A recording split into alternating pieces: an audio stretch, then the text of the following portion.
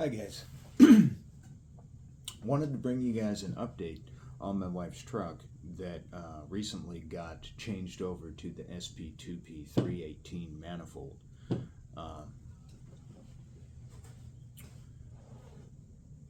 If you recall, if you watch the prior videos, what you'll find is the reason that I changed over to the SP2P manifold is that I had a Streetmaster 318 manifold on there before, and that was good. It had a sweet spot, and the sweet spot, although it wasn't out of reach, it was sitting at a spot to where it was more difficult to play with if you're driving an automatic, controlling how far in and out of that sweet spot you tip. So we brought that down in RPM some by putting in the SP2P, and in that respect, it was a success, at least to some degree. But one thing I'm finding is that the SP2P, what it has is long, small runners, which really increase velocity, which does some things to how the engine runs. It's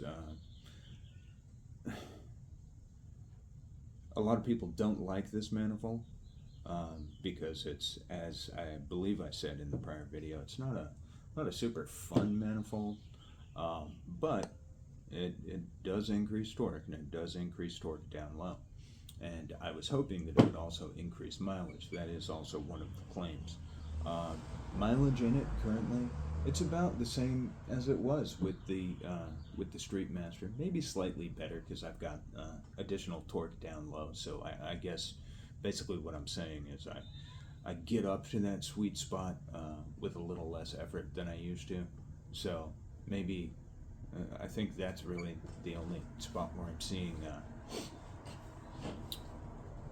I think that's really the source of the improvement in the actual amount of fuel I'm using. But with this increased velocity, something I'm experiencing is it's limiting my adjustability. My idle mixture screws. Everything else is set up pretty well on this. I believe my amount of initial timing is it's definitely acceptable, but I think it's just about where it should be. And then I did play around with the amount of vacuum advance I'm bringing in. Just because you've increased velocity, you got to play with all of this to try and dial it in. And I think the amount of timing advance that I'm pulling in is fine, or vacuum advance. But one thing I'm finding when I do my initial setup, my idle mixture screws, they're responsive, but only to a point, and that point is pretty low down. I get to come out maybe a full turn. It's probably closer to somewhere around 3/4 of a turn, or whatever, 7/8 of a turn, whatever it is, it's damn low. It should have more adjustability there, and it's not an issue of too much of my transfer slot being exposed or anything. There's less of the transfer slot exposed on this than I would typically run on a different type of manifold.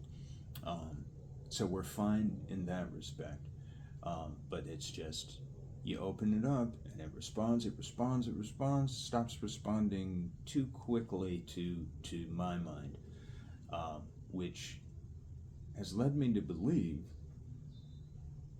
my primary jets are too small. I think the draw that's present because of the velocity is requiring a little bit more fuel flow in order to affect AFR.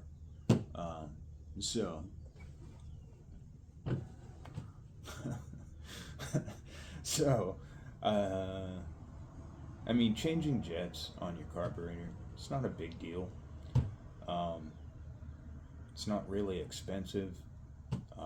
It's not terribly difficult to do. The change can be made if you have the parts and everything. It can be made rather quickly. But the thing is, this carburetor runs fine on all my other manifolds. So I'm wondering, how far into this do I want to get just to make a manifold that, as I said, a lot of people hate this manifold. A lot of people call this manifold trash. How much effort and money do I want to spend trying to get essentially trash to perform the way I would like to have it perform? What's an interesting question. So, currently, as I said, I hope I said this, but what it is, I've got the SP2P in there, and I've got it in there with a 4-hole, it's a 1-inch 4-hole spacer. So we've got velocity, and then we've got something that is adding more velocity. So, how do I know that I'm right in this before I go making a decision about whether or not I want to change jetting on this? So, my plan, 0 cost and just about, I don't know, 10 minutes worth of work. I'm going to go ahead and remove the 4-hole spacer on that, see if I can spill off a little bit of velocity, and see if I find any improvements. If I find any improvements, that leads me to believe that I'm probably correct for the amount of velocity that thing is producing, the amount of draw on the carburetor. The primary jets are too small. So when I do that, if I pull this off, pull off the 4-hole spacer, and if my adjustability comes back down to where I can pull in a little more, and if I like what I'm feeling, like what I'm seeing with it, then who knows? Then at that point, I may go ahead and just change the jets, in which case you'll get to see a video on changing the jets on this thing, and that could be enjoyable. But how do you test that? So that's the test. I'm going to pull off the 4-hole spacer and see if I bring back any adjustability by spilling off some of that velocity.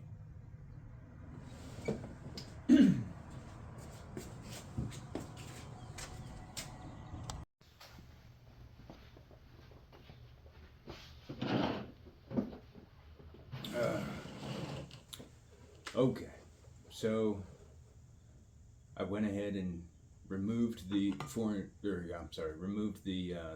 4-hole spacer that was on there, and the result is she's stronger a little bit everywhere. So I'm correct.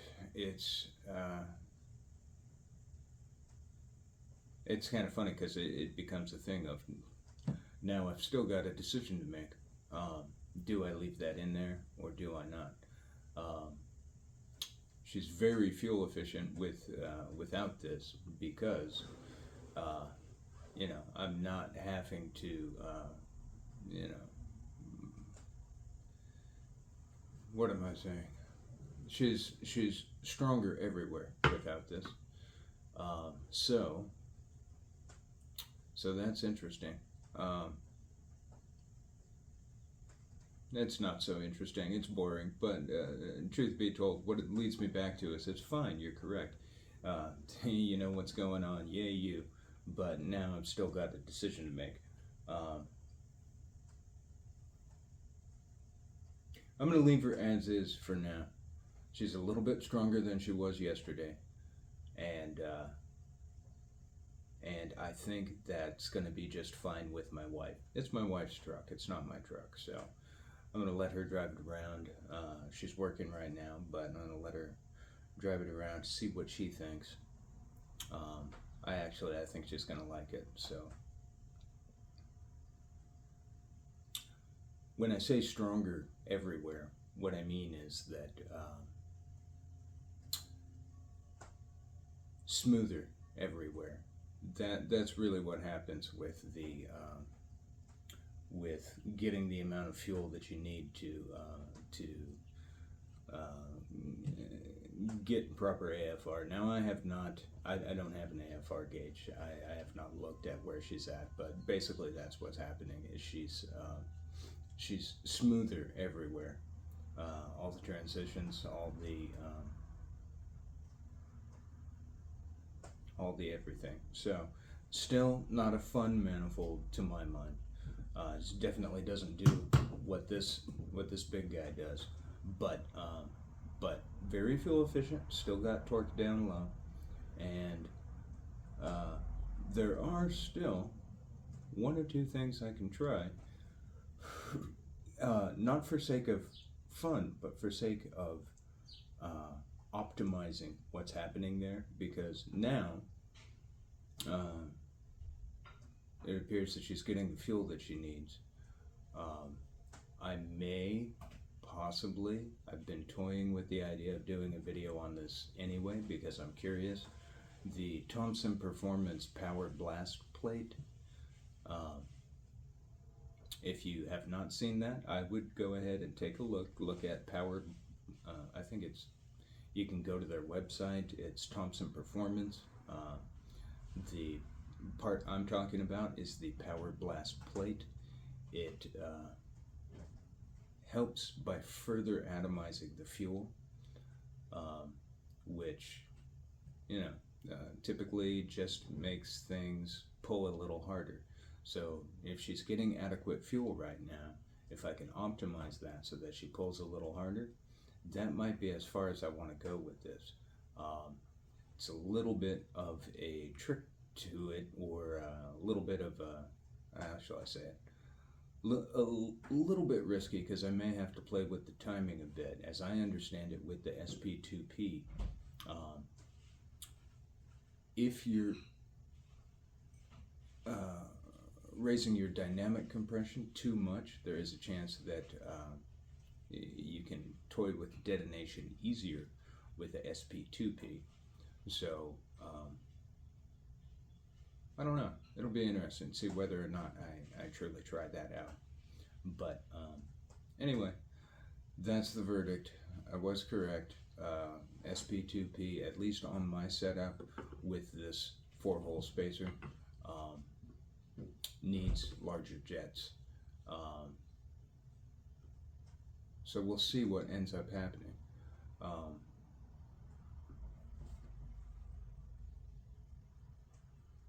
I may still do it, but anyway, that's the verdict.